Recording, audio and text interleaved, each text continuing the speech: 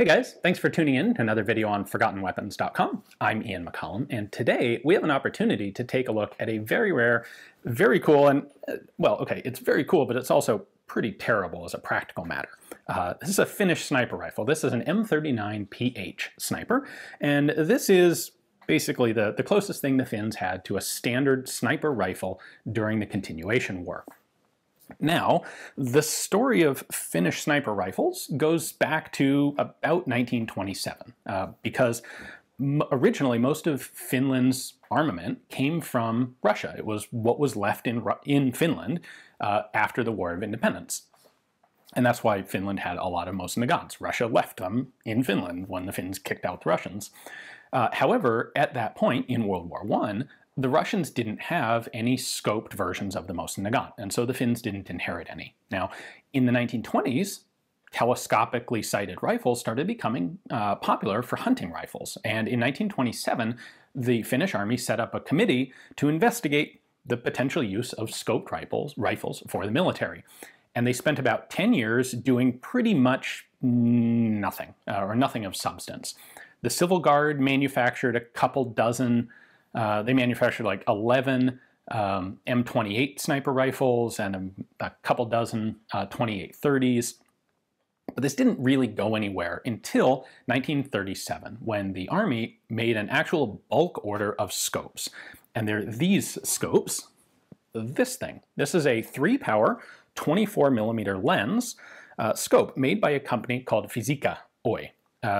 This was a company run by, or formed by, a Finnish professor who actually manufactured telescopic sights for rifles as a side profession for hunters before the war. And, well, these were ordered in 1937, but before this, he made scopes, so he was aware of how to do it. What the Finnish army specifically wanted was a universal telescopic sight that they could use on sniper rifles, machine guns, and even small cannon, like 20mm cannons. There are a lot of 20mm Madsen guns floating around this part of the world at the time. And so this is an idea that sounds, if you don't know what you're talking about, this sounds good on paper. Like, great, one scope, easy logistics, we can buy them all at once. The reality is this is a terrible idea, because a scope that's good for a cannon is going to be awful for a rifle, and vice versa. And this was, in fact, kind of, well, it only ever got used on rifles, and it was pretty terrible for them. So the scope itself weighs 800 grams, which is about, if I've done the math in my head correctly, about 1.75 pounds. It is a very chunky scope. There's a lot of mass in there. And it would suffer problems of fogging, in particular, in cold weather when it was actually in service. We'll take a look at this up close, but it's interesting to note that it has 2 different dovetail brackets on it for mounting, so that it could be used in any of these universal roles. Now, because these were ordered from a very small company, it took a long time to procure them. In 1937, the Finnish army ordered 250 of these scopes. By the time the Winter War began, they had received 84 scopes and had mounted none of them on anything. They would finally end up receiving all of the scopes, and what they ended up doing was mounting, they put 150 of these scopes onto M27 pattern rifles. Remember, in the work up to the Winter War, there was really no M39. The M39 arrived just before the Winter War. So the M27 was, prior to that, the Army standard pattern rifle, and that's what got these scopes, and that was called the M27 PH, for Physica, PHY, etc., etc., the name of the scope. Some of those would end up being used during the Winter War, not a whole lot of them. At the end of the Winter War, oh, and I should point out, the other 100 scopes, so they ordered 250 scopes, they made 150 rifles, they put the other 100 scopes aside to be mounted on machine guns, but that never actually happened. It was, in fact, only in 1943 someone noticed that there were 100 of these scopes sitting in a warehouse doing nothing, and said, hey, we could certainly use some scoped rifles. Let's go ahead and throw those on guns as well, which they proceeded to do. Between the Winter War and the Continuation War, in addition, a lot of the M27s had the scopes removed and rebuilt into M39 PH rifles. The M39 was the new and improved rifle for use by both the Army and the Civil Guard. It had some substantial upgrades, mostly far better sights than the M27. And so the M39 became the standard pattern of rifle. So with all of that out of the way, let's take a look at this M39 PH. All right, there's the reticle in the Physica scope. It's actually a really kind of an interesting and unusual reticle. You can see the rangefinder there doesn't just have hash marks for height or width of a human.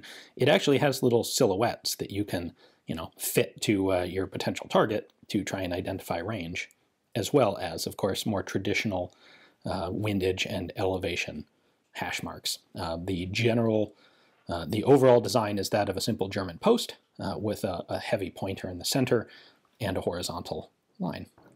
The modifications that were made to the rifles all exist basically from here back, and there are really only 3 of them. So one is this gigantic cheek rest that was added, which, while it looks really clumsy, it is really actually kind of essential because the scope is offset substantially to the left side of the rifle.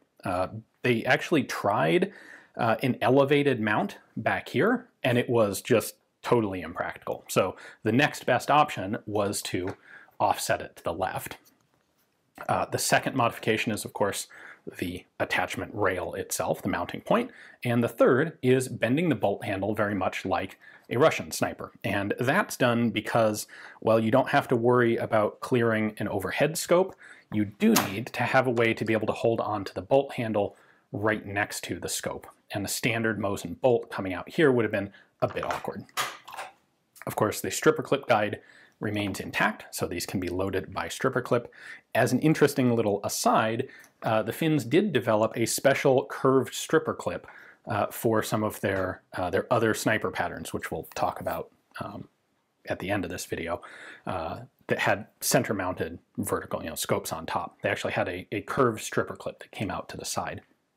The cheek rest is a separate piece of wood. You can see a seam right in here, and that was drilled through the stock and held in place by 2 really big wooden pegs. So these were not initially part of the design. Some of the early M27 snipers don't have them, but they were added on. You can also see this. This was not converted from a standard stock. It was made as a sniper because the single piece of wood for the stock comes out to here. The bent bolt handle there's not really a whole lot there that we need to talk about. The more interesting thing is going to be the scope and the mount.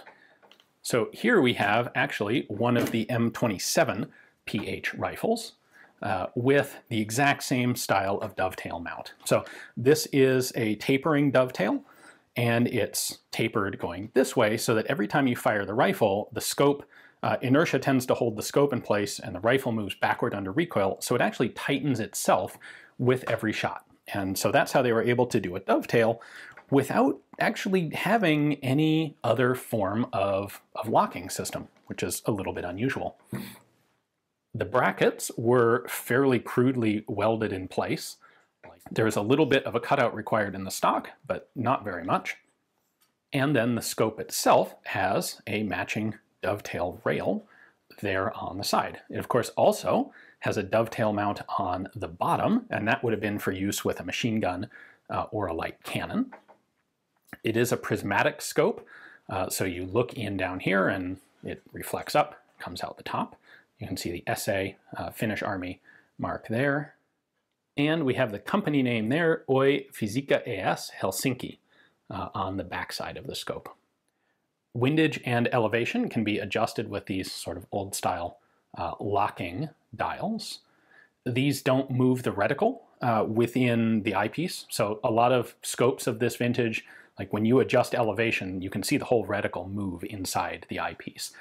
This does not do that. The reticle stays centered, and it just changes your zero. And then when you've got it in the right place, you can tighten this down as just basically a thumb set screw. And you've got a second one there for windage. It's worth pointing out that on pretty much all examples of these, the front face here is hammered up. And that's because once this is thoroughly set in place, every time you fire it, it tightens. And so the only way to take the scope off is to basically use a punch and a hammer and pound the thing out of its dovetail. Lastly, note that the scopes are all numbered inside the bottom dovetail. In service, these were not particularly popular scopes. They had some reliability issues. Like I said, they tended to fog in the cold, which is a bad thing if you're fighting in Finland. They also have only 40 millimeters of eye relief, so about that much. You have to have your eye really close to this scope compared to what's a little more typical, and that would take a little bit of practice and good shooting form to make sure that you don't get punched in the face by that brass ring on the back of the scope. Add to that, of course, the fact that they are quite heavy, they are rather awkward, the cheek rest is rather awkward on the rifle. Is it worth it for 3-power magnification? In combat where often shots were being made certainly within 200 yards, 200 meters, maybe not strictly all that necessary.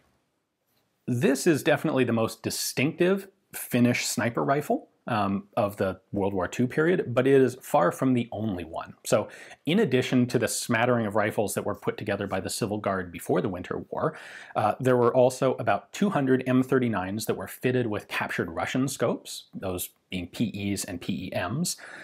There was really zero official use of the PU scope by Russian forces. But they did use the PE and the PEM, about 200 of them. That was the M39 SOV, Soviet. There probably would have been more, except that Finnish troops who captured Russian sniper rifles apparently tended to keep them and use them themselves instead of turning them over to the military for, to have the scopes removed and put on Finnish rifles. In addition to that, Finland tried to order 2,000 AJAC scopes, 4-power scopes from Germany, during the Continuation War. I think it was in 1943. The order was accepted, but by the time production was a possibility, Germany needed those scopes itself, and everything was getting more difficult because of the war. Ultimately, Finland received 500 AJAC scopes, and they did build those into M39 rifles. There was also then an attempt by the Finnish, there was an attempt to make a domestic Finnish optic that basically copied the AJAC, and that was the M43. A couple hundred of those were manufactured as well, but they didn't actually see service in the Continuation War. It took, by the time they were ready, the war was effectively over. So what you see here, the M39 PH, is the primary Finnish, not just captured, Russian or Finnish sniper rifle of the Continuation War. Hopefully you guys enjoyed the video. This is a tremendously rare gun, and it's very cool to get a chance to take a look at it. Thanks for watching.